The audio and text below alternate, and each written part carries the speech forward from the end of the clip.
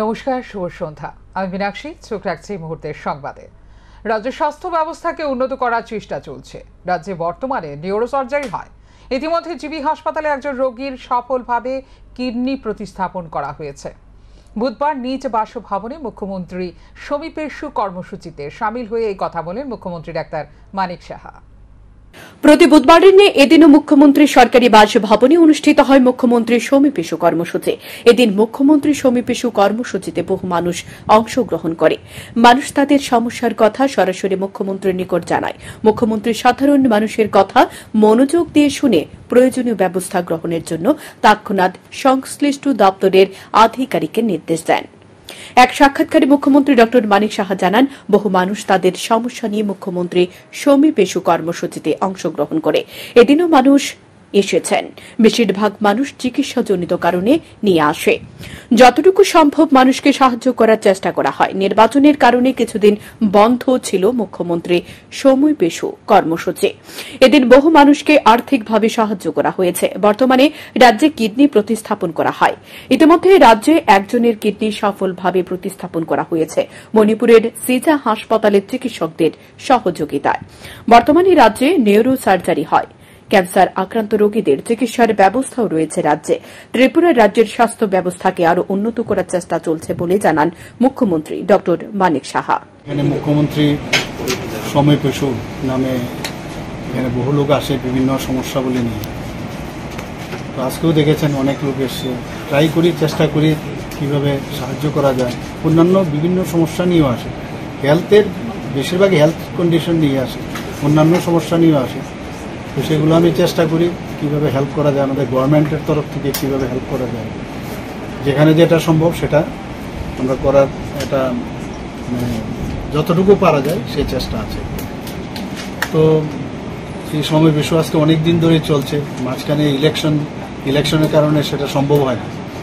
তো কিন্তু ইলেকশন যেহেতু আবার তার কোড অফ কন্ডাক্ট আছে, সে কারণে বাদ যাচ্ছে। পেরিনিয়াল তো থাকেই ইলেকশন, এখন প্রতিনিয়ত ইলেকশন। তো ইলেকশনের কারণে মাঝে মাঝে ডিস্টার্ব করে, বা আমি যদি স্টেশনে না থাকি ডিস্টার্ব করে। তো হয়তো বা বুধবারে আমরা ফিক্স করেছি, মাঝে মাঝে বুধবার না হয়ে একদিন আগে বা পরে এইভাবে করি। তো চেষ্টা করছি সাহায্য করার। তো আজকে এখানে অনেক লোক এসেছে যাদেরকে আমরা ফাইন্যান্সিয়াল হেল্প করেছি আমি। আর যেখানে আপনি কিডনি ট্রান্সপ্লান্টের বিষয়ে বলেছেন, আপনারা অলরেডি অবগত হয়েছেন যে ত্রিপুরাতে একটা ঐতিহাসিক দিন এবং ঐতিহাসিক মুহূর্ত আমি বলবো যে কিডনি এখানে প্রতিস্থাপন হয়েছে। কারণ এখানে আজকে অনেক লোক যারা এসছে, এর মধ্যে অনেক বাইরে অলরেডি কিডনি ট্রান্সপ্লান্টের জন্য ওরা সেখানেও। এদিন মুখ্যমন্ত্রী সমীপেশু কর্মসূচিতে মুখ্যমন্ত্রী ড মানিক সাহা ছাড়াও উপস্থিত ছিলেন মুখ্যমন্ত্রীর সচিব পি.কে চক্রবর্তী, স্বাস্থ্য দপ্তরের সচিব, জিবি হাসপাতালের MS সহ অন্যান্যরা। Bureau report, Shyamdoot TV. আগে গরিবি হটাও স্লোগান শুনতে পাওয়া যেত, গরিবদের জন্য মায়া কান্না করা হতো। 2018 সালে রাজ্য সরকার পরিবর্তনের পর সেই স্লোগান আর শুনতে পাওয়া যায় না। কোনো কিছু পাওয়ার জন্য আন্দোলন করতে হচ্ছে না মানুষকে। বুধবার IGM হাসপাতাল সংলগ্ন হরিজন কলোনিতে সাফাই কর্মচারীদের জন্য নবনির্মিত হরিজন কোয়ার্টারের উদ্বোধনী অনুষ্ঠানে এই কথা বলেন মুখ্যমন্ত্রী ডাক্তার মানিক সাহা। বুধবার দুপুরে IGM হাসপাতাল সংলগ্ন হরিজন কলোনিতে এক অনুষ্ঠানের মধ্য দিয়ে সাফাই কর্মচারীদের জন্য নবনির্মিত হরিজন কোয়ার্টারের উদ্বোধন করা হয়। এদিন প্রথমে প্রদীপ প্রজ্বলন করে অনুষ্ঠানের সূচনা করেন মুখ্যমন্ত্রী ড মানিক সাহা। পরে মুখ্যমন্ত্রী ফিতা কেটে এবং ফলক উন্মোচন করে নবনির্মিত হরিজন কোয়ার্টারের উদ্বোধন করেন মুখ্যমন্ত্রী। উদ্বোধনী অনুষ্ঠানে বক্তব্য রাখতে গিয়ে মুখ্যমন্ত্রী ড মানিক সাহা বলেন, সত্যিকার অর্থে সাফাই কর্মীদের সামাজিক অর্থনৈতিক মূল্যায়ন করেছে দেশের প্রধানমন্ত্রী। আগামী দিনেও প্রধানমন্ত্রী তা করবেন।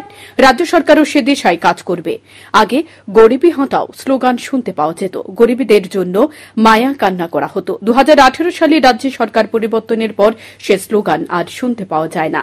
কোনো কিছু পাওয়ার জন্য আন্দোলন করতে হচ্ছে না মানুষকে। মানুষ কোনো কিছু চাওয়ার আগে পেয়ে যাচ্ছে। তবে কাজের কোনো বিকল্প নেই। কাজের মাধ্যমে মানুষের মূল্যায়ন হয়। রক্তের যেমন ধর্ম নেই, কাজেরও কোনো ধর্ম নেই বলে জানান মুখ্যমন্ত্রী। বর্তমান সরকার স্বচ্ছতার সাথে কাজ করে যাচ্ছে বলে দাবি করেন মুখ্যমন্ত্রী। রাজ্যের বিরোধীরা চাকুরি নেই বলে প্রচার করে যাচ্ছে। বাস্তবে 2018 সাল থেকে এখনো পর্যন্ত 13,600 সরকারি চাকুরি প্রদান করা হয়েছে।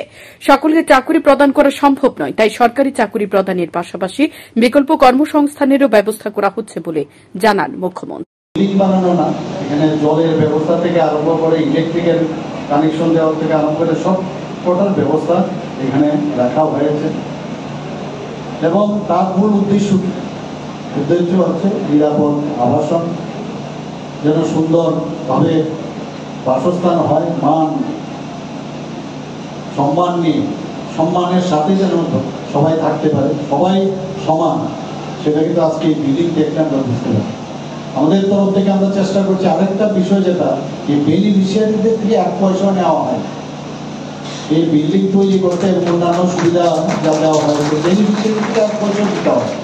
সবচেয়ে বড় বিষয় সম্মানজনক জীবনযাপনের সাথে সাথে জনস্বাস্থ্য, স্বাচ্ছন্দ্য, এইসব মৌলিক সুবিধাগুলো ওনাদেরকে দেওয়া। এতদিন ধরে আমরা খালি দেখতাম গরিবী হটাও, গরিবী হটাও, এই ধরনের অনেক স্লোগান দেখেছি, অনেক প্রসেশন আমরা দেখতাম যে গরিবদের জন্য মায়া কান্না আমরা দেখেছি।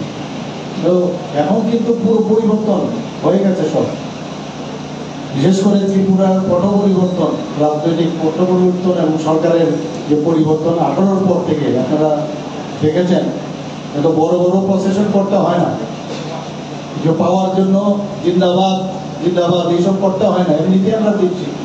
সরকারি কর্মচারীদের যে ডিএ থেকে আরম্ভ করে আমরা 25% দিয়ে আমরা অলরেডি দিচ্ছি। কোথাও কোনো জায়গার মধ্যে ডিমান্ড নেই। আগে সব সময় 3টে সাড়ে 4টার সময় প্রসেশন করতে হতো, এখন এই কালচারই পাল্টে গেছে। আমরাও বলছি যে কাজের কোনো বিকল্প নেই, কাজের মাধ্যমে যে কেউই মূল্যায়ন। অনুষ্ঠানে এদিন আবাসন প্রাপক 9 জনের হাতে আবাসনের চাবি তুলে দেন মুখ্যমন্ত্রী ড মানিক সাহা। মুখ্যমন্ত্রী ছাড়াও এদিনের অনুষ্ঠানে উপস্থিত ছিলেন পশ্চিম জেলার জেলা শাসক ড বিশাল কুমার, আগরতলা পৌর নিগমের ডেপুটি মেয়র বণিকা দাস দত্ত সহ অন্যান্যরা। সান্দন টিভি। এইচআইভি সংক্রমণের শীর্ষে পশ্চিম ত্রিপুরা জেলা। রাজ্যে প্রায় 220টি স্কুলে এইচআইভি সংক্রমণ পাওয়া গেছে। এর মধ্যে পজিটিভ রয়েছে 828 জন পড়ুয়া। তবে তাদের মধ্যে বর্তমানে অনেকে এখন ছাত্রছাত্রী নাও থাকতে পারে। বুধবার সচিবালয়ে এইচআইভি এইডস সম্পর্কিত বিষয়ে সাংবাদিক সম্মেলন করে এই কথা জানান এইডস কন্ট্রোল সোসাইটির প্রজেক্ট ডিরেক্টর সমাপ্রিতা দত্ত। রাজ্যের ছাত্রছাত্রীদের মধ্যে উদ্বেগজনকভাবে বাড়ছে এইচআইভি সংক্রমণ। রাজ্যের প্রায় 220টি স্কুলে এইচআইভি সংক্রমণ পাওয়া গেছে। এর মধ্যে পজিটিভ রয়েছে 828 জন পড়ুয়া। তবে তাদের মধ্যে বর্তমানে অনেকে এখন ছাত্রছাত্রী নাও থাকতে পারে। বুধবার সচিবালয়ে এইচআইভি এইডস সম্পর্কিত বিষয়ে সাংবাদিক সম্মেলন করে এই কথা জানান AIDS control society project director Samaprita Dutta. তিনি জানান, বর্তমানে সংক্রমণ বেড়ে চলেছে। এর পেছনে প্রধান কারণ হলো শিরাপথে ড্রাগস নেওয়া। বর্তমানে দেখা যাচ্ছে সার্বিকভাবে সংক্রমণ বছরে 1,500 করে বৃদ্ধি পাচ্ছে। সে সংক্রমণ শূন্যের কোটায় আনা সম্ভব নয়, কারণ শরীরের সংক্রমণ পজিটিভ হচ্ছে, তারা কখনো নেগেটিভ হয় না। তাই এটা পুরোপুরিভাবে শূন্যে আনা সম্ভব নয়। তিনি উদ্বেগ প্রকাশ করে আরো বলেন, সংক্রমণ সবচেয়ে বেশি পশ্চিম ত্রিপুরা জেলায়।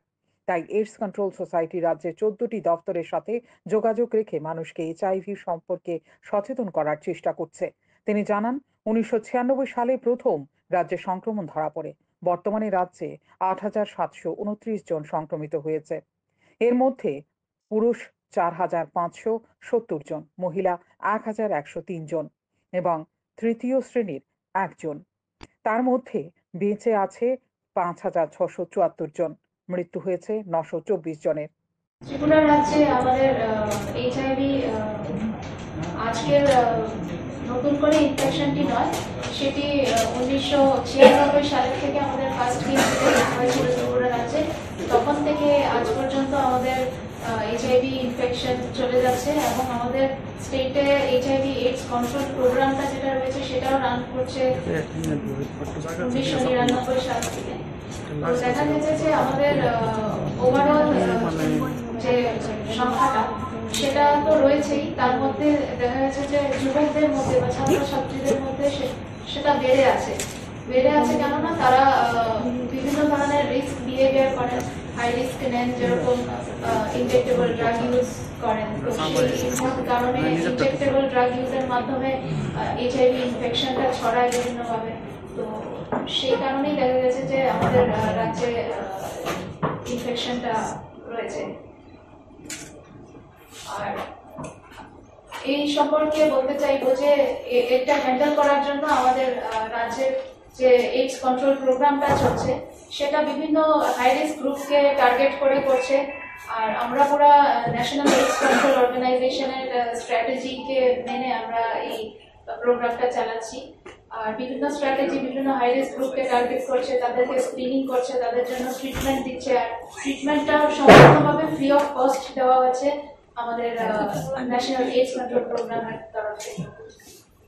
তাছাড়া বলতে চাইবো যে যেহেতু ইনফেকশনটা বাড়ছে, আমরা কিভাবে সেটাকে কন্ট্রোল করতে পারি বা কিভাবে সেটাকে প্রিভেন্ট করতে পারি। প্রিভেন্ট করার জন্য আমরা বিভিন্নভাবে অ্যাওয়ারনেস ক্যাম্পেইন বা যারা আক্রান্ত হচ্ছে তাদের জন্য এইডস কন্ট্রোল সোসাইটি বর্তমানে 154টি সেন্টারে কাউন্সেলিং এ এবং টেস্টিং এর ব্যবস্থা করেছে। তবে সংক্রমণ ড্রাগসের পাশাপাশি বিষাক্ত রক্তগ্রহণ এবং গর্ভবতী মা থেকে শিশুদের মধ্যে সংক্রমণ হচ্ছে। তাই এই বিষয়ে সকলে আতঙ্কিত না হয়ে সচেতন হওয়ার আহ্বান জানান AIDS control society project director Samaprita Dutta. Shantan TV. Kanthalia ব্লকের অন্তর্গত ভবানীপুর গ্রাম পঞ্চায়েতে তালা ঝুলিয়ে দিল স্থানীয় শাসক দলের কর্মী সমর্থকরা। আন্দোলনে সামিল হওয়া শাসক দলীয় কর্মীরা জানান, গ্রাম পঞ্চায়েতের 6 নম্বর ওয়ার্ডের পাম্প অপারেটর সুরজিৎ দেবনাথের বেতন বন্ধ করে রাখা হয়েছে। দীর্ঘ 6 মাস ধরে তাদের মিলছে না বেতন। পাশাপাশি এলাকার অঙ্গনওয়াড়ি সেন্টারে কর্মী নিয়োগ করা হলেও অঙ্গনওয়াড়ি কেন্দ্র খোলা হয় না। তাই তারা এদিন ভবানীপুর গ্রাম পঞ্চায়েতে তালা ঝুলিয়ে দিয়েছেন। তাদের দাবি, পাম্প অপারেটর সুরজিৎ দেবনাথের বকেয়া বেতন অবিলম্বে মিটিয়ে দিতে হবে। পাশাপাশি 1 সপ্তাহের মধ্যে এলাকার অঙ্গনওয়াড়ি কেন্দ্রটি চালু করতে হবে। তবে এ ধরনের ঘটনা হয়তো নজিরবিহীন। শাসক দলের পক্ষ থেকে এ ধরনের অভিযোগ সহসা ওঠার কথা নয়, কিন্তু বঞ্চনা এতটা চরম আকার ধারণ করেছে যে মুখ খুলতে বাধ্য হচ্ছে কিছু স্বচ্ছ ভাবমূর্তি সম্পন্ন বিজেপি নেতা।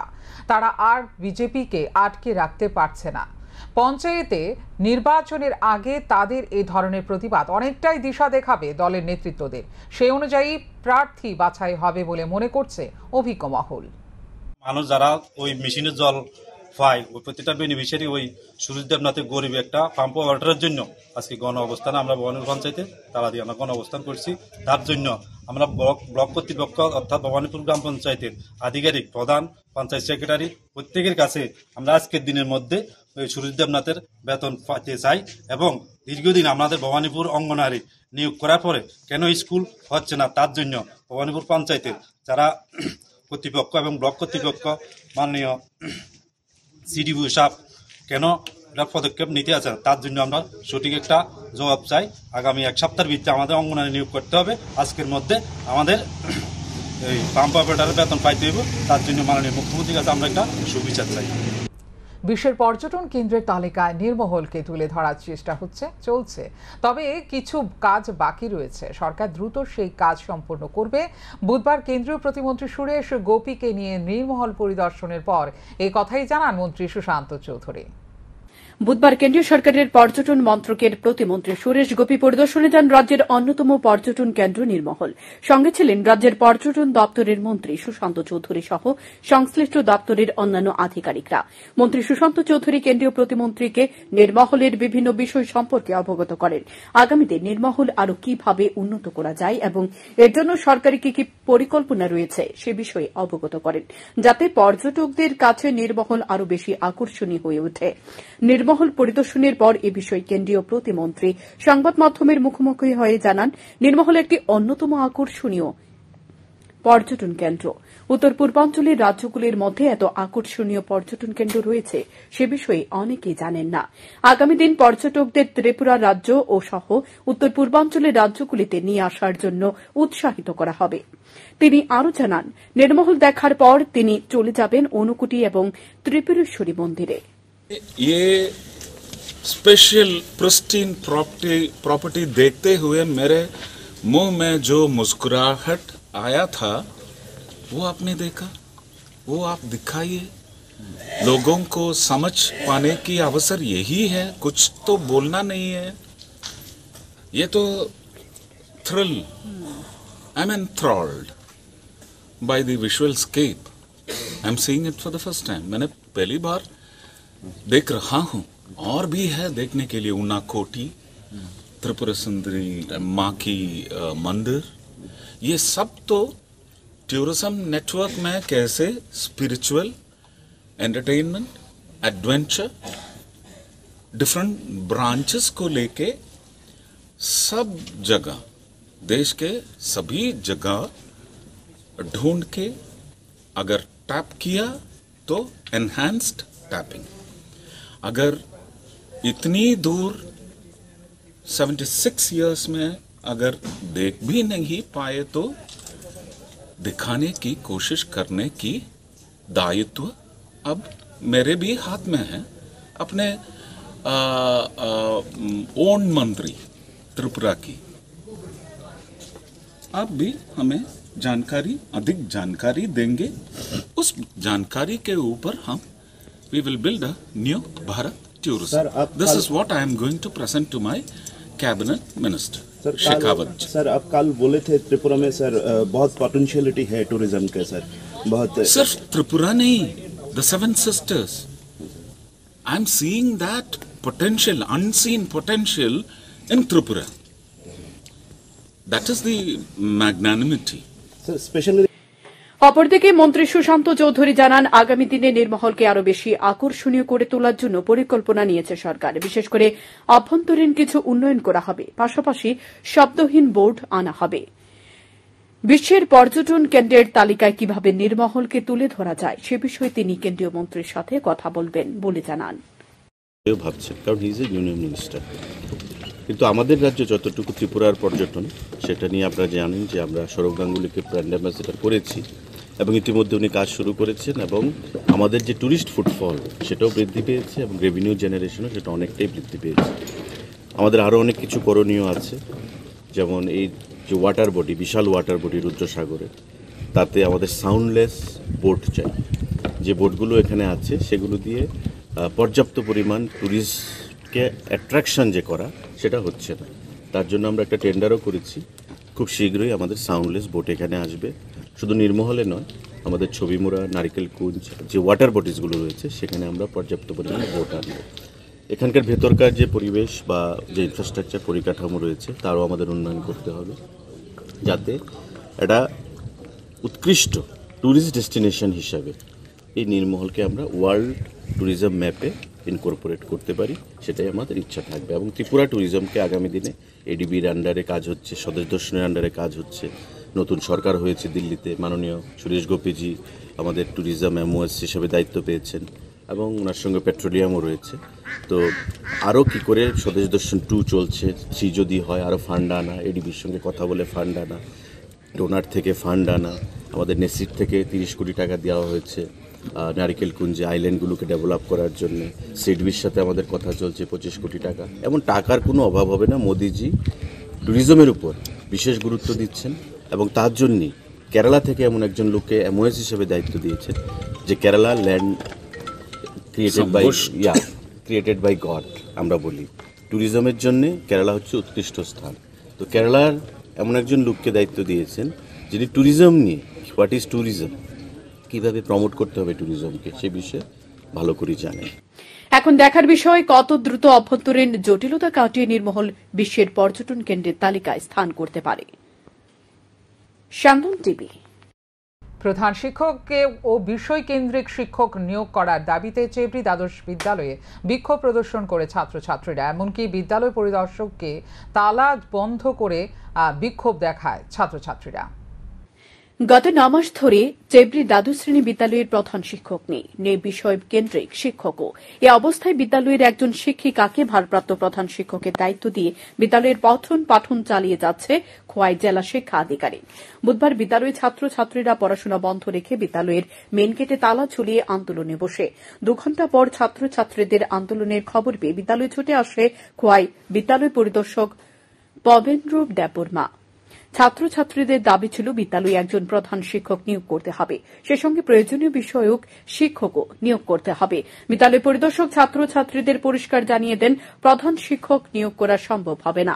বিদ্যালয় পরিদর্শকের নিকট থেকে এই ধরনের আশ্বাস পাওয়ার পর ছাত্রছাত্রীরা প্রচণ্ড রাগান্বিত হয়ে বিদ্যালয়ের পরিদর্শককে একটি রুমে ঢুকিয়ে তালা মেরে দেন। ছাত্রছাত্রীদের অভিযোগ, যতক্ষণ পর্যন্ত না খোয়াই জেলা শিক্ষা আধিকারিক বিদ্যালয়ের এসে ছাত্রছাত্রীদের সঙ্গে কথা না বলবেন, ততক্ষণ পর্যন্ত বিদ্যালয় পরিদর্শককে ছাড়া যাবে না। বিদ্যালয়ের বিজ্ঞান বিভাগের ছাত্রছাত্রীর অভিযোগ করে বলেন, বিদ্যালয়ে কখনো সঠিকভাবে পঠন পাঠন হয় না, প্র্যাকটিক্যাল ক্লাস পর্যন্ত হয় না।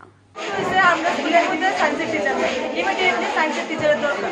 ক্লাস 11ও আমরা এইভাবে কাটাইছি, ক্লাস হইতো না। এবং 12ও হাফ আমরা এইভাবে কাটাই দিতেছি। তারপরে হচ্ছে প্রথমত হচ্ছে ল্যাবের মধ্যে জিনিস, ল্যাব থাকলেও আমরা ল্যাবের মধ্যে জিনিস নেই, যার কারণে আমরা ল্যাবের মধ্যে প্র্যাকটিক্যাল করতে পারতেছি। এমন কিছু প্র্যাকটিক্যাল আছে যেটা জিনিস না থাকার ফলে আমরা করতেই পারতেছি। এই কারণ থেকে আমরা স্কুলের যে এখন কন্ডিশন আছে খুবই খারাপ।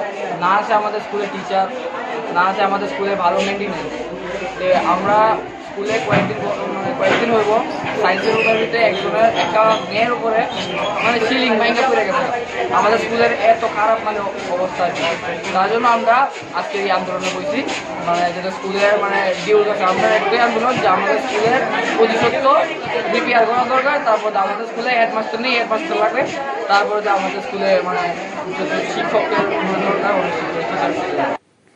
এদিকে আন্দোলন কর্মসূচিতে অংশগ্রহণ করে একাধিক ছাত্রী অসুস্থ হয়ে পড়েন। স্যান্দন টিভি। মিড ডে মিলে নিম্নমানের খাবার পরিবেশন করার অভিযোগ তুলে হুলস্থুল আচার্য প্রফুল্ল চন্দ্র স্মৃতি বিদ্যা মন্দিরে। অভিভাবকদের অভিযোগ, খাওয়ার অযোগ্য খাবার দেওয়া হচ্ছে ছেলে মেয়েদের। পরে সদর মহকুমা শাসকের প্রতিনিধি দল পরিদর্শনে গিয়ে অভিযোগের সত্যতা পায়। অত্যন্ত নিম্নমানের খাবার পরিবেশন করার অভিযোগ উঠল রাজধানীর আচার্য প্রফুল্ল চন্দ্র স্মৃতি বিদ্যা মন্দিরের মিড ডে মিলের কর্মীদের বিরুদ্ধে। এই বিষয়ে প্রথমে স্কুলের প্রধান শিক্ষকের কাছে অভিযোগ জানান অভিভাবকরা। তারপর বিষয়টি নিয়ে গুরুত্ব না দেওয়ায় লিখিতভাবে অভিযোগ জানান অভিভাবক মহল। কিন্তু তাতেও গুরুত্ব না দেওয়ায় স্থানীয় 5 নম্বর ওয়ার্ডের কাউন্সিলরের কাছে গিয়েই এই বিষয়ে অবগত করেন অভিভাবকরা। তখন কাউন্সিলর স্কুলে এসে প্রধান শিক্ষক এবং মিড ডে মিল কর্মীদের সাথে কথা বলেন এবং প্রত্যক্ষ করেন খাওয়ার অযোগ্য চাল দিয়ে রান্না করে খাবার পরিবেশন করা হচ্ছে ছাত্রছাত্রীদের। তারপর এই বিষয় নিয়ে প্রধান শিক্ষকের কাছে জানতে চান, কেন এত নিম্নমানের চাল রান্না করে ছাত্রছাত্রীদের খাওয়ানো হচ্ছে। তখন কোনো সদুত্তর দেয়নি স্কুল কর্তৃপক্ষ। তারপর কাউন্সিলর সদর মহকুমা শাসকের কাছে অভিযোগ জানান। তখন সদর মহকুমার শাসক খাদ্য ও জনসংভরণ দপ্তরের টিমকে নির্দেশ দেন বিষয়টি খতিয়ে দেখার জন্য। তারা নির্দেশ পেয়ে বুধবার স্কুলে এসে প্রত্যক্ষ করেন চালে প্রচুর পরিমাণে পোকা রয়েছে, যা খাওয়ার অযোগ্য। এমনকি চালগুলি রাখার ক্ষেত্রে কোনো পরিষ্কার পরিচ্ছন্নতা নেই। খাদ্য ও জনসংভরণ দপ্তরের টিম আরো লক্ষ্য করেন, স্কুলের ছাত্রছাত্রীদের জন্য যতটুকু চালের প্রয়োজন হয় তার চেয়ে বেশি চাল সংশ্লিষ্ট দপ্তর থেকে নেওয়া হচ্ছে, যার কারণে প্রতি মাসে চাল অতিরিক্ত মজুদ থাকছে। এভাবে চাল মজুদ থেকে পোকা মাকড় হয়েছে, যা শিশুদের খাওয়ানোর অনুপযুক্ত।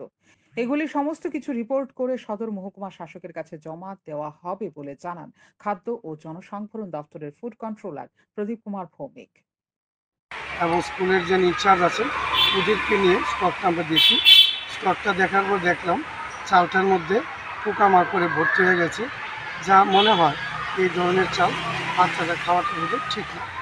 কারণ বাচ্চা পেটের যে স্টমাকের যে কনজামশন করার ক্ষমতা তাদের স্বভাবতই অ্যাডাল্টের থেকে তাদের একটু কম থাকে। তো তাদের সাথে আমি দীর্ঘক্ষণ আলোচনা করেছি। তাদের যে মিড ডে মিলের স্টক সেটাও আমরা যাচাই করেছি। যাচাই করে দেখলাম যে স্টক যতটুকু থাকার কথা তার থেকে একটু বেশি আছে। আমার মনে হয় যে পরিমাণ স্টক তারা আসে সেই পরিমাণ ছাত্রবোধ তাদের কম আসে। তো তাদের রিকুইজিশনটা যদি কম দেয়, চাল যদি কম আসে, তাইলেই এই প্রশ্নটা হয় না। তাদের স্টুডেন্ট যদি 100 হয়, তারা 100 প্রেজেন্ট আসে ধরেই রিকুইজিশনটা দেয়। এই মোতাবেক সরকার তাদের চালটা বরাদ্দ করে। তারা যদি অ্যাকচুয়াল প্রেজেন্টের উপরে সেই রিকোয়ারমেন্টটা জানাতো, আমার মনে হয় সেই ধরনের সমস্যাটা হতো না। দ্বিতীয়ত হচ্ছে চাল রাখার একটা সিস্টেম আছে, এটাকে আমাদের খাদ্য দপ্তরের ভাষায় ফিফু সিস্টেম বলে। ফিফু মানে ফার্স্ট কাম ফার্স্ট সার্ভ, যেটা আগে আসলো সেটা আগে শেষ করতে হবে, যেটা পরে আসবে সেটা পরে দিতে হবে।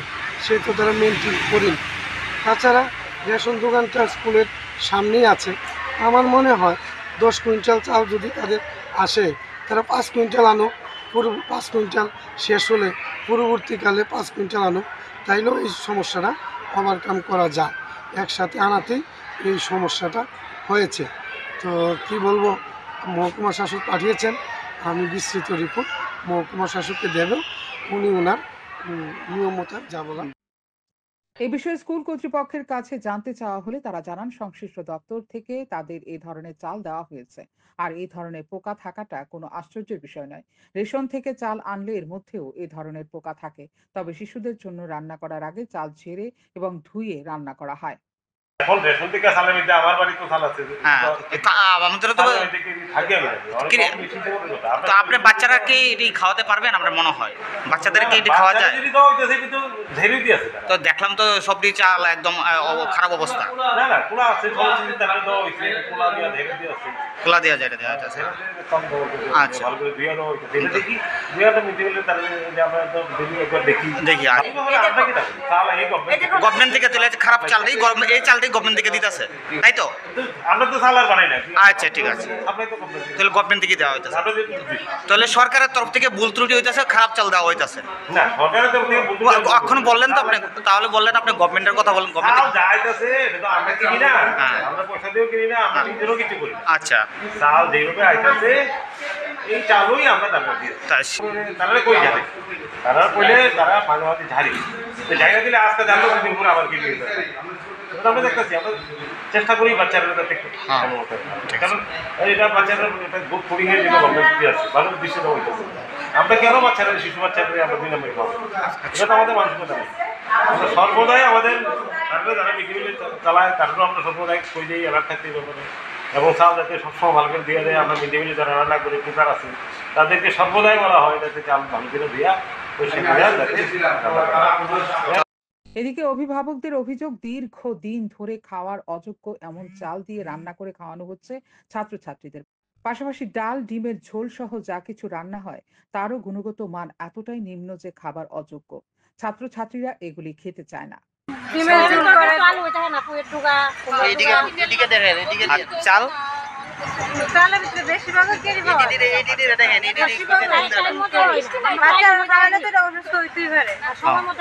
আর প্রায় দিন ওই জায়গায় স্কুল ছুটির ঝোলটা একদম হালকা, একদম হালকা।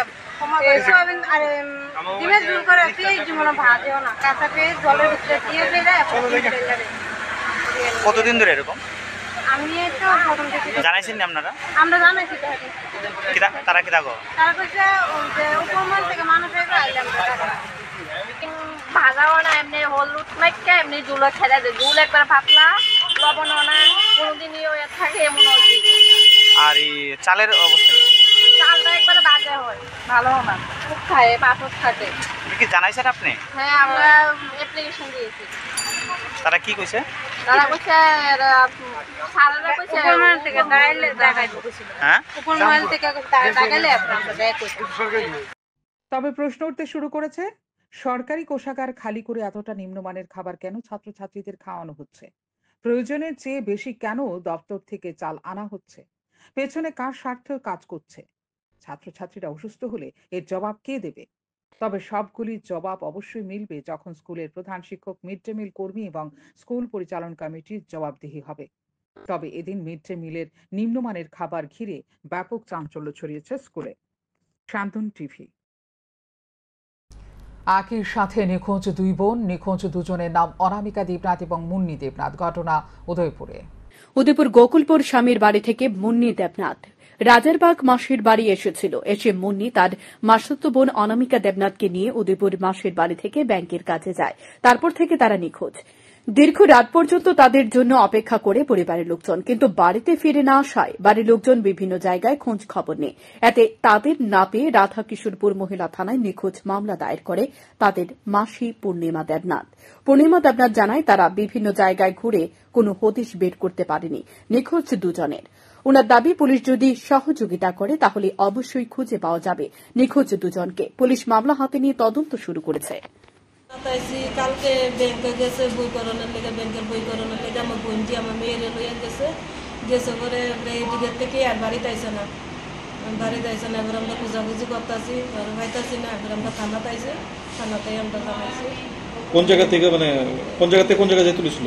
এই রাজার বাজার থেকে রমচিমনি গেছে। আচ্ছা, তাদের বয়স কেমন হবে? একজনের 19 বছর আর একজনের 21 বছর, অনামিকার 21 বছর আর মুন্নি 19 বছর। এই গোটা বিষয়টা আপনার কাছে কি মনে হয়? আমার তো লাগে না তারা কেউ লোকে দিয়েছে, কি তারা নিশ্চয়ই ষড়যন্ত্র করে নাকি, তা আমি কইতাম পারতেছি না। এমন আমার জানার নাই কেউ লোকে যাই বোঝায়, আমি জানি না। আচ্ছা, এই বিষয়টা নিয়ে কাউকে সন্দেহ হয় বা কিছু? না, এমন সন্দেহ আমার কাছে নাই। জামের বের থেকে আইসা এসে বেরকের বই করতে গেছে না, আপনার বাড়ি থেকে নিখোঁজ হয়েছে। শ্যামদন টিভি। রাজধানী আগরতলা খয়েরপুর স্থিত চতুর্দশ দেবতার মন্দিরে আগামী 14 জুলাই থেকে শুরু হতে চলেছে ঐতিহ্যবাহী খার্চি উৎসব ও 7 দিন ব্যাপী মেলা। মাঝে হাতে গোনা আর কয়েকটা দিন মাত্র। বুধবার স্থানীয় বিধায়ক রতন চক্রবর্তী এই চতুর্দশ দেবতা মন্দির প্রাঙ্গণে যাবতীয় প্রস্তুতি এবং কাজকর্ম সরেজমিনে খতিয়ে দেখেন। বিধায়ক রতন চক্রবর্তী বলেন, 7 দিন ব্যাপী এই মেলা এবং ঐতিহ্যবাহী উৎসবকে সাফল্যের সঙ্গে শেষ করার বিষয়টা একটা চ্যালেঞ্জের বিষয়। সরকার, মেলা কমিটি এবং স্থানীয় নেতৃত্ব প্রত্যেকেরই একসাথে কাজ করে এই উৎসব ও মেলাকে সাফল্যের রূপ দেওয়ার জন্য প্রস্তুতি প্রায় শেষ লগ্নে। এই মেলায় রাজ্যের পাশাপাশি দেশের বিভিন্ন প্রান্ত থেকে পুণ্যার্থীরা উপস্থিত হয় এখানে। বিধায়ক রতন চক্রবর্তী বলেন, আগে সাধু সন্তদের ওপর গুরুত্ব দেওয়া হতো না, কিন্তু 2018 সালে সরকার পরিবর্তনের পর এই খার্চি উৎসবে আসা সাধু সন্তদের ওপর বিশেষ নজরে দেওয়া হয়েছে। তাদেরকে এখন আর খোলা আকাশের নিচে থাকতে হয় না। এই 7 দিন তাদের জন্য বিনামূল্যে খাবারের ব্যবস্থাও করা হয়। কাজ করার বাকি আছে যেগুলো, সেগুলো এখন শেষ করতে হবে। কারণ আপনারা জানেন যে এটা ঐতিহ্যবাহী না শুধু, এটা একটা বিশাল চ্যালেঞ্জিং ব্যাপার। 7 দিনের মেলা, এটা একদিন দুদিন না, কত দিক যে সামলাতে হয় যারা আয়োজক তারা জানে। তো সবার সম্মিলিত প্রচেষ্টাই এটা হয় প্রত্যেকবার। সরকারি এবং মেলা কমিটি, স্থানীয় যারা নেতৃত্বে আছেন, কর্মীরা আছেন, সবাই মিলিয়ে আমরা এটা করি। বিভিন্ন পঞ্চায়েতগুলো আছে আশেপাশে। তো প্রায় শেষের পথে, তবু কিছু কিছু কাজ বাকি রয়ে গেছে, সেগুলো আমরা দেখছি শেষ সময়। আশা করি যে সবার সহযোগিতা, বিশেষ করে সবাই যাতে শৃঙ্খলা মেনে চলেন, যত্রতত্র আবর্জনা যাতে না ফেলেন, ডাস্টবিনের মধ্যে যাতে সেগুলো ফেলেন। আর আমরা এবার থিম দিয়েছি সবুজই ভবিষ্যৎ। কারণ আগামী সভ্যতা এবং পৃথিবীকে বাঁচাতে গেলে সবুজ ছাড়া আমাদের কোনো পরিত্রাণ নেই। যে সেই দিক থেকে চিন্তা করলে আমরা এছাড়া 15,000 চারা পুণ্যার্থী এবং দর্শনার্থীদের মধ্যে বিলি করি। এটা তাদেরকে উৎসাহিত করা এবং একটা মেসেজ পাঠানো যে আমরাও মনে প্রাণে চাই এই পৃথিবী সবুজ হোক এবং মানুষ বাঁচুক, প্রাণীরাও বাঁচুক। একটা ইকোলজিক্যাল ব্যালেন্স, যেটা প্রাকৃতিক ভারসাম্য, সেটা যাতে রক্ষা হয়। আপনারা জানেন যে 20 থেকে 25 লক্ষ লোক এখানে আসে, দেশের বাইরের, সারা দেশ থেকে।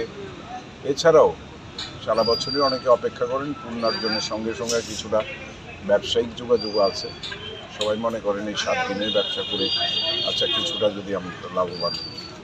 ঈশ্বরের কাছে প্রার্থনা করি, গতবার বৃষ্টির বিঘ্নিত থাকায় ঠিকঠাক মতো ব্যবসাটা করতে পারেননি ওনারা। তো আশা রাখি এবার, যদিও আসছে ঘুরে ঘুরেই, আমার মনে হয় ধারণা বা আমার প্রার্থনা এটাই যে যাতে এবার অন্তত পরিবেশটা ভালো থাকে, অন্তত বৃষ্টি বাদল যাতে একটা নাম মাত্রই হয়, যাতে কোনো রকম, যেমন যারা আমাদের নাগের দোলা আনেন, বিভিন্ন খেলাধুলার সামগ্রী আনেন, তারা ব্যবসায়ী যারা আছেন তারা সবাই যাতে কিছু রোজগার করতে পারেন, সেটাও আমরা চাই। আর সাংস্কৃতিক পরিমণ্ডল, যেটা আমরা কৃষ্ণমালা মঞ্চ এবং হাবিলি মঞ্চ দুটোকে আমরা ব্যবহার করি।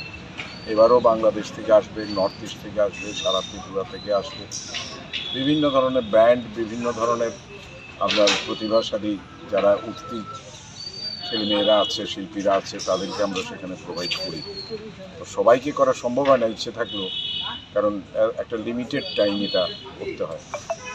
তো যাই হোক, এবারও সেটা আসছে। এখানে ফুড কোর্ট হচ্ছে, এখানে আমরা একদিন 14 তারিখ থেকে 20 তারিখ, এর মধ্যে একদিন আমরা দিব্যাঙ্গজন যারা আছেন তাদেরকে এবং সেই সঙ্গে মেধাবী ছাত্রছাত্রী যারা আছে, আউটস্ট্যান্ডিং রেজাল্ট যারা করেছে তাদেরকে আমরা সম্বর্ধিত করব এবং সেই সঙ্গে কিছুটা আর্থিক সাহায্য করব।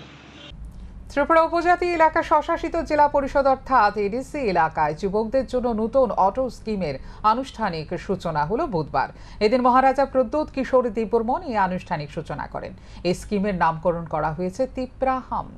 উপস্থিত ছিলেন এডিসির মুখ্য কার্যনির্বাহী সদস্য পূর্ণচন্দ্র জমাতিয়া, তিপ্রামথার চেয়ারম্যান বিজয় কুমার রাঙ্খল সহ আরও অনেকে।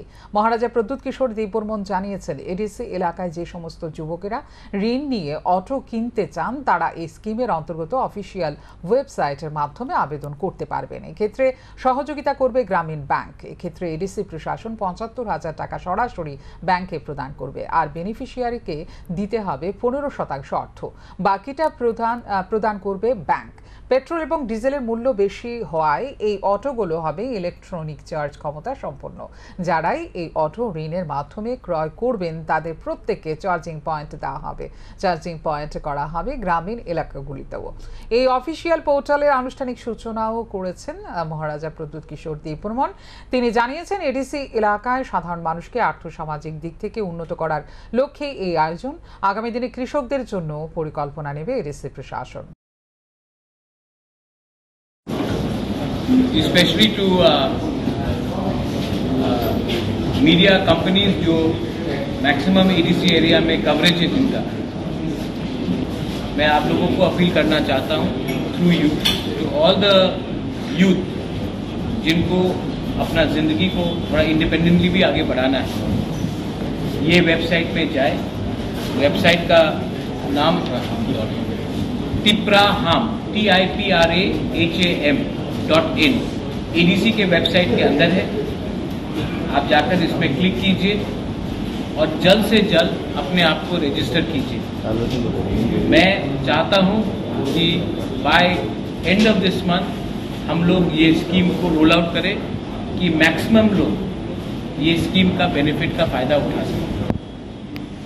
तो I appeal to all of you all that आप जल्द से जल्द अपने वेबसाइट में जाइए, अपने आप को रजिस्टर कीजिए।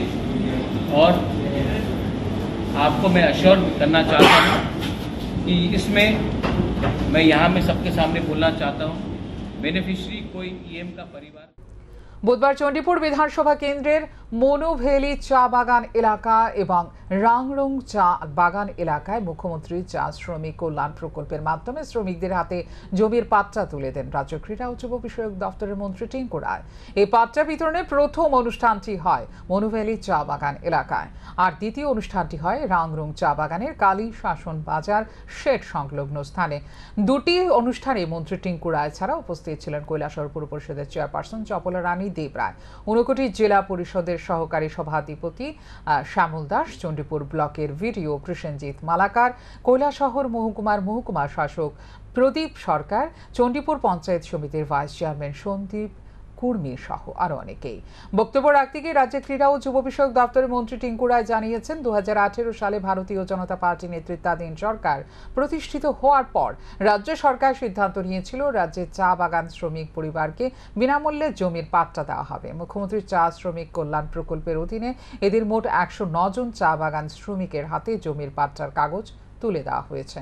মন্ত্রী টিঙ্কু রায় জানিয়েছেন, চায়ের উৎপাদন বৃদ্ধি করে রাজ্যের অর্থনীতিকে মজবুত করার লক্ষ্যে কাজ করতে ত্রিপুরা চা উন্নয়ন নিগম করছে। রাজ্যে চা শ্রমিকদের আর্থসামাজিক উন্নয়নে মুখ্যমন্ত্রী চা শ্রমিক কল্যাণ প্রকল্প এক ইতিবাচক পদক্ষেপ নিয়েছে। এই প্রকল্পের অধীনে চা বাগান শ্রমিকরা নিজস্ব বসত জমির অধিকার সহ পানীয় জল, বিদ্যুৎ, শৌচালয়, প্রধানমন্ত্রী আবাস যোজনায় বসত ঘরের সুবিধা পাবে। আপনাদেরকে জমি পাট্টা বিতরণ করা হবে।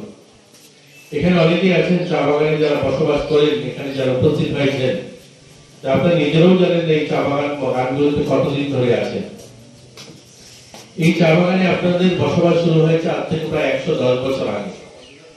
আমাদের এই কৈলাসহর সহ যে বড় চা বাগানগুলো, এগুলো আজ থেকে প্রায় 110 বছর আগে এই বাগান তৈরি হয়েছে এবং এই বাগানে আমাদের আমাদের আগে আমার বাবা, বাবার দাদু, এরও দাদু, অর্থাৎ আমরা 3, 4, 5 পুরুষ ধরে আমরা এই বাগানে বসবাস করি। এত প্রাচীন কাল থেকে আমাদের বসবাস করার পরেও আজও আমরা বাগানে যারা থাকি আমাদের জমির মালিকানা আমরা পাইনি। স্বাধীনতা ৭৭ বছর হয়েছে। স্বাধীনতার ভারতে এই ৭৭ বছরে পরেও আমরা এই শ্রমিক যারা আমাদের সেই জমির অধিকার আমরা পাইনি। একটা মানুষের মৌলিক অধিকার হচ্ছে অন্ন, বস্ত্র, বাসস্থান। এখনকার মতো এই মুহূর্তের সংবাদ এই পর্যন্ত। অন্যান্য আপডেটস দেখার জন্য অবশ্যই নজর রাখতে হবে শান্তন টিভির পর্দায়। শান্তন টিভি, দায়বদ্ধতাই যার ঐতিহ্য।